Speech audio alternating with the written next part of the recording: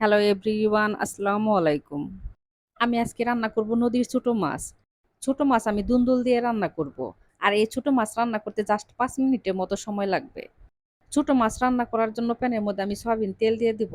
তেলের মধ্যে দিয়ে দিব রসুন কুচি। আর আমি তেলের মধ্যে দিয়ে দিব পেঁয়াজ কুচি। পেঁয়াজ আর রসুন আমি তেলের মধ্যে ভেজে নিয়ে দিয়ে দিব কাঁচামরিচ। পেঁয়াজ আমি হালকা বাদামি কালার করে ভেজে নিয়ে এখন আমি দিয়ে দিব সামান্য একটু পানি। দেওয়ার পরে দিয়ে দিব স্বাদ মতো লবণ আর দিয়ে দিব 1/2 চামচ হলুদের গুঁড়া। আর দিয়ে দিব 1/2 চামচ জিরার গুঁড়া, আর দিয়ে দিব সামান্য একটু শুকনা মরিচের গুঁড়া, আর দিয়ে দিব 1/2 চামচ ধনিয়ার গুঁড়া। মসলা কষিয়ে নিয়ে এখন আমি দিয়ে দিব ধুয়ে পরিষ্কার করে রাখা দুন্দুল। দুন্দুল এখন আমি মসলার সাথে মিশিয়ে নিব। দুন্দুল আমি ঢাকনাটা না ঢেকেই কষাবো। ঢেকে দিলে একদম গলে যাবে, তার জন্য আর ঢেকে দিব না।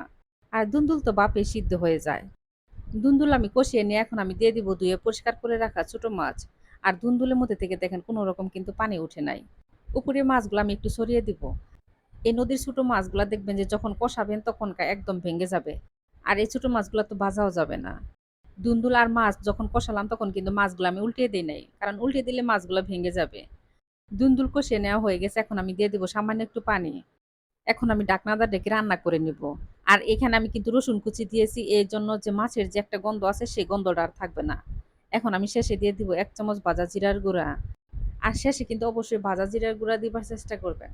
তাহলে দেখবেন যে ত্বকের স্বাদটা অন্যরকম হবে। আমার ছোট মাছ রান্না হয়ে গেছে, এখন আমি নামিয়ে ফেলবো।